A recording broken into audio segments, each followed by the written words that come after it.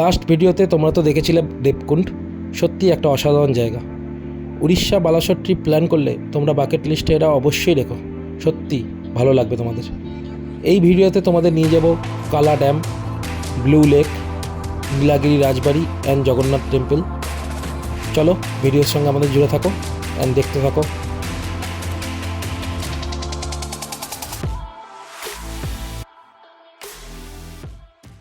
আমরা এখন চলে এসেছি কালো ড্যাম।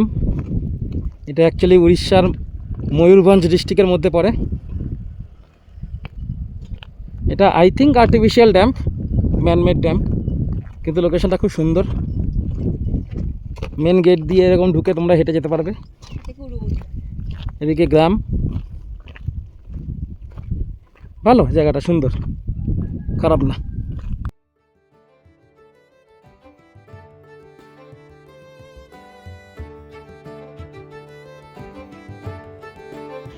কালো ড্যাম ঘুরে আমরা চলে গেছিলাম ব্লু লেকের উদ্দেশ্যে। ডিস্টেন্স ছিল প্রায় 70 কিলোমিটার মতো। রাস্তার যে প্রকৃতির সৌন্দর্যটা সত্যি মুগ্ধ করার মতো। তোমরাও বালাসোর ট্রিপ প্ল্যান করলে এই ব্লু লেকটা বাকেট লিস্টে অবশ্যই রেখো। রাস্তার সিন সিনারি তোমাদের সঙ্গে কিছুটা শেয়ার করলাম, দেখো তোমরা।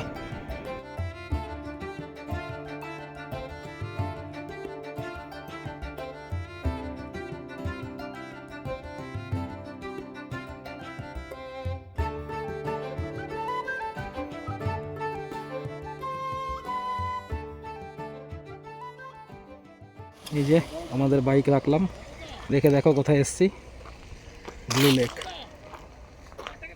সুন্দর জায়গাটা, একদম ন্যাচারাল লেক এটা।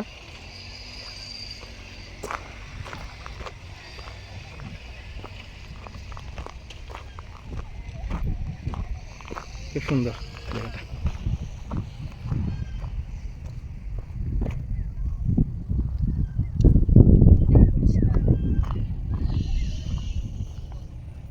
ভালো লাগছে এটা।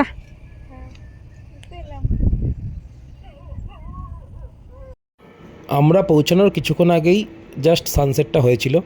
সানসেট হওয়ার জন্য লেকের সৌন্দর্যটা আরও বিকশিত হচ্ছিল। তারপরে আমরা চলে গেছিলাম নীলাগিরি রাজবাড়ি আর জগন্নাথ টেম্পল। রাজবাড়ি আর জগন্নাথ টেম্পল প্রায় পাশাপাশি, এটাই রাজবাড়ি মেন এন্ট্রি গেট। চলো তোমরা দেখতে থাকো। এই যে এটা হলো নীলাগিরি রাজবাড়ি।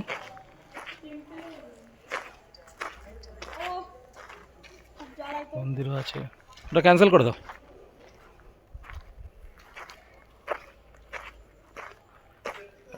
রাজবাড়ির ভেতরে প্রবেশ করতে দেয় না, তালা মারা, বাইরে থেকে তোমরা দেখতে পারো। এটা পুরনো রাজবাড়ি, এটা নতুন স্ট্রাকচার। হ্যাঁ থাকে তো, এটা নতুন তো। ওইটা পুরনো, ওই যে এটা পুরনো, আর এটা নতুন করা হয়েছে। এটা হলো নীলাগিরি জগন্নাথ টেম্পল।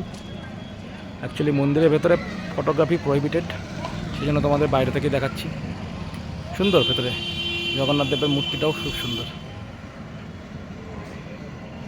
ওই দিক দিয়ে আমরা এলাম। সাইট সিইংগুলো কমপ্লিট করে আমরা রিসর্টে ফিরে এসেছিলাম, আর ইভিনিং স্ন্যাক্সে ছিল আমাদের চা আর চাউমিন। তো সব সাইট সিইং কমপ্লিট করে এসে 7:30টার দিকে আমরা রিসর্টে ঢুকলাম। তো ঢোকার পর ইভিনিং স্ন্যাক্স আর চা খেলাম, সেটা তো তোমরা দেখেই নিয়েছো। তো এখন জাস্ট এলাম ডিনার করতে। তো ডিনারে কী দেয় সেটা দেখাচ্ছি তোমাদের। তো এই যে আমাদের ডিনার চলে এসছে। আমি আজকে মাছ বলেছিলাম তাই মাছ দিয়েছে, আরও ডিম বলেছিল তাই ডিম দিয়েছে। ডিনার করে রুমে এসে আমরা জাস্ট ব্যাগপত্রগুলো গোছালাম, কারণ আমাদের এরপরে নেক্সট যেখানে স্টে আছে সেখানে যেতে হবে। কোথায় স্টে করছি সেটা পরে তোমাদের সঙ্গে শেয়ার করব। আর ও তো ঘুমিয়েই পড়েছে। প্রায় আজকে 250 কিলোমিটার মতো ট্রাভেল করা হয়েছে। বিভিন্ন সাইট সিইংগুলো কমপ্লিট করেছি আজকে, আমরা অনেকগুলো সাইট সিইং কমপ্লিট করেছি। তো সেই জন্য আর খুব টায়ার্ড, বেশি কথা বলছি না আর। গুড নাইট সবাইকে। পরের দিন সকালে আমরা চলে গেছিলাম বিশ্বেশ্বর মহাদেব টেম্পলে। এটা আমাদের রিসোর্ট থেকে প্রায় 10 কিলোমিটার দূরে ছিল। পঞ্চলিঙ্গেশ্বর টেম্পলে আমরা পুজো দিতে পারিনি বলে আমরা ভেবেছিলাম এখানে পুজো দেবো। যেমন ভাবা তেমন কাজ, পুজোও দিয়েছিলাম আমরা, দেখো তোমরা।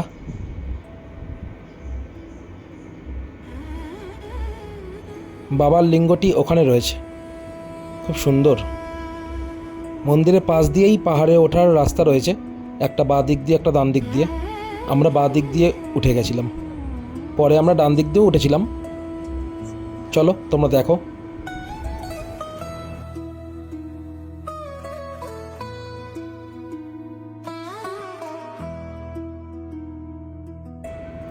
এই পুরোহিত মশাইয়ের কাছে আমরা পুজো দিয়েছিলাম।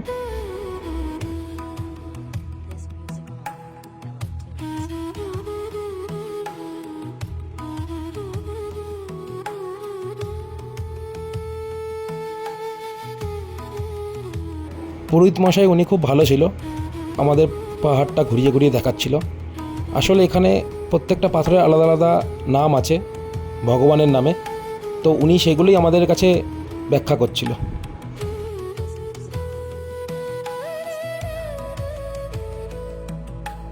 পুরোহিত মশাই জোর করে আমাদের পাহাড়ের টপে নিয়ে গেছিল। টপ থেকে আরও সুন্দর লাগছিল জায়গাটা।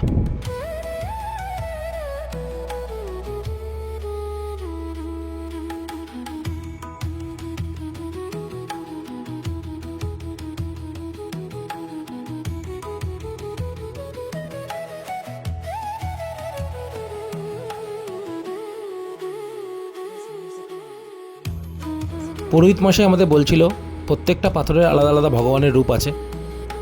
জানি না কতটা সত্যি কতটা মিথ্যে, কিন্তু লোকাল মানুষেরা এটা বিশ্বাস করে।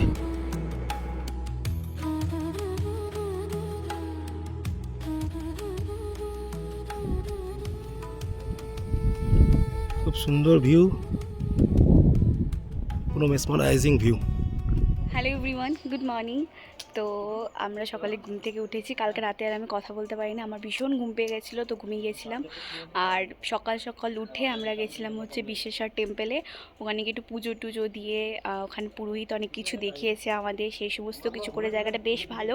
আই থিঙ্ক ভিডিওতে তোমরা দেখেই নেবে। তো যাই হোক, ভিডিওটা একটু দেরি করে আমি ইন্ট্রো দিচ্ছি, কারণ সকালবেলা আমরা একদমই সময় পাইনি।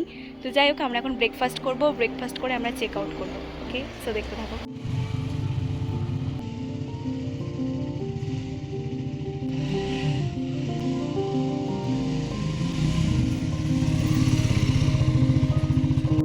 চেক আউট করে আমরা বেরিয়ে পড়েছিলাম বাগদা বিচের উদ্দেশ্যে। আমাদের রিসর্ট থেকে বাগদা বিচের ডিস্টেন্স 50 কিলোমিটার মতো ছিল।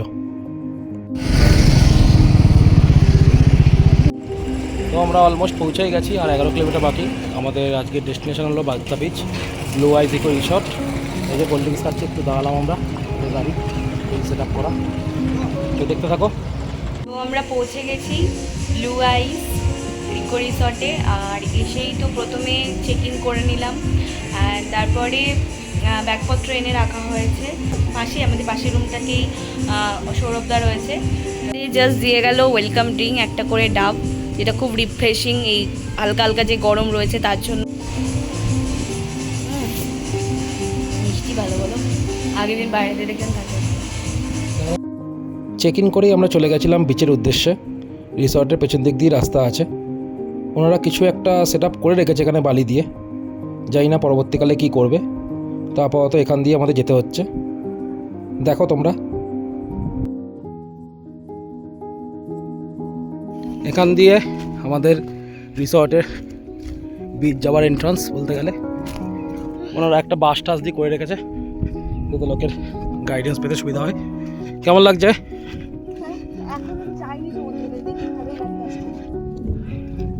ঝাউ গাছের বনটা কেমন লাগছে আগে বলো।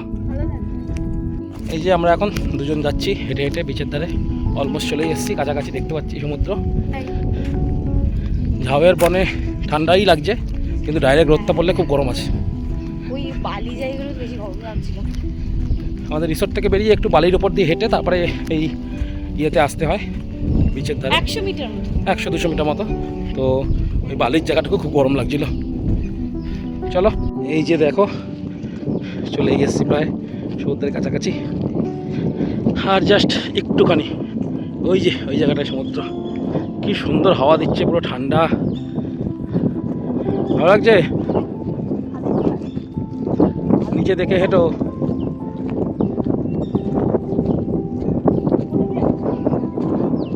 এই তো গাড়ি নিয়ে সব দাঁড়িয়ে আছে, সুন্দর জায়গাটা।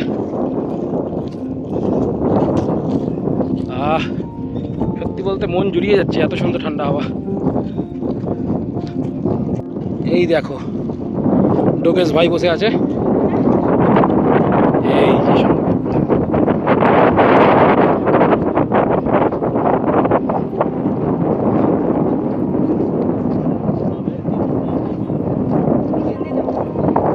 সুন্দর, বেশ সুন্দর।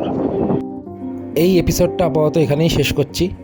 ভালো লাগলে অবশ্যই like, comment, share and subscribe করো। Till then, bye and enjoy.